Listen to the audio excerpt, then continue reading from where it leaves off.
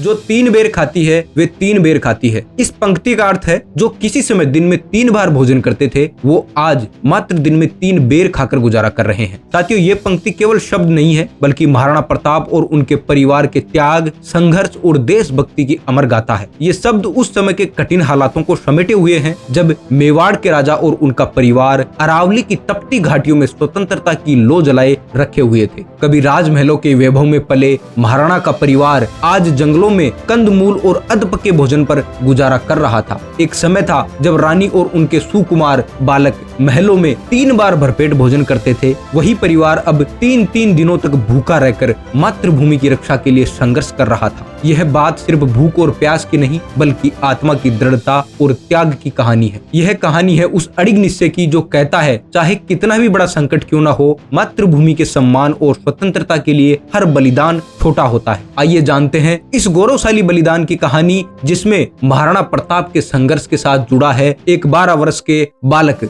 दूधा का ऐसा साहस जो इतिहास के पन्नों में वीरता की मिसाल बन गया। साथियों, यह समय था जब मेवाड़ पराधीनता की बेड़ियों में जकड़ा हुआ था। अकबर की विशाल सेना चप्पे चप्पे पर निगरानी रख रही थी, लेकिन महाराणा प्रताप ने स्वतंत्रता के लिए हर सुख त्याग दिया। तपती अरावली की घाटियों में मातृभूमि की रक्षा के लिए उन्होंने अपनी हर सांस समर्पित कर दी। इस संघर्ष में केवल महाराणा ही नहीं बल्कि उनका परिवार भी उसी साहस और त्याग की मिसाल बन गया। जंगलों में रानी और उनके नन्हे बालक भूख प्यास सहते हुए चुपचाप अपने पिता के संघर्ष में उनका साथ दे रहे थे। इस कठिनाई भरे समय में भील जनजाति ने भी राणा का साथ दिया और यहीं से शुरू होती है वीर बालक दूधा की कहानी। एक ऐसा बालक जिसने अपनी जान की परवाह किए बिना अपने खून से इतिहास के पन्नों पर अमरता की अमिट लकीर खींच दी। आइए जानते हैं इस अद्वितीय बलिदान और मातृभूमि के प्रति समर्पण की इस प्रेरणादायक गाथा को जो हर भारतीय के लिए गर्व और प्रेरणा का स्रोत है। साथियों, 1576 ईस्वी में हल्दी घाटी का ऐतिहासिक युद्ध हुआ। महाराणा प्रताप और अकबर के बीच हुए इस युद्ध में इतिहास में वीरता और बलिदान की अमिट छाप छोड़ी। हालांकि यह युद्ध निर्णायक नहीं था, लेकिन महाराणा की सेना ने मुगल सेना को कड़ी टक्कर दी। हल्दी घाटी के बाद मेवाड़ के लिए कठिनाइयों का समय शुरू हुआ। अकबर की विशाल सेना ने मेवाड़ पर कब्जा कर लिया, लेकिन महाराणा प्रताप और उनके परिवार ने हार नहीं मानी। वे अरावली की पहाड़ियों में चले गए और वहां से गुरीला युद्ध शुरू किया। इस संघर्ष में महाराणा का परिवार भी उनके साथ था। उनके बच्चे जो कभी राजमहलों में रहते थे अब जंगलों में भूख प्यास और कठिनाइयों का सामना कर रहे थे। रानी ने भी हर कष्ट सहकर इस संघर्ष में अपना समर्थन दिया। इस कठिन समय में जंगलों में रहने वाली भील जनजाति ने राणा का साथ दिया। यह जनजाति देशभक्ति से भरी हुई थी, लेकिन संघर्ष की कठिनाइयां तब बढ़ गई जब एक दिन रानी के छोटे बालक की भूख असहनीय हो गई। रानी ने घास की रोटियां बनाई, लेकिन दुर्भाग्यवश वह रोटी एक जंगली बिलाव लेकर भाग गया। यह दृश्य रानी के लिए जितना कठिन था उतना ही प्रेरणादायक भी था। राणा की सेवा में लगे भील पुंगा ने उसी समय प्रण लिया कि वह महाराणा के लिए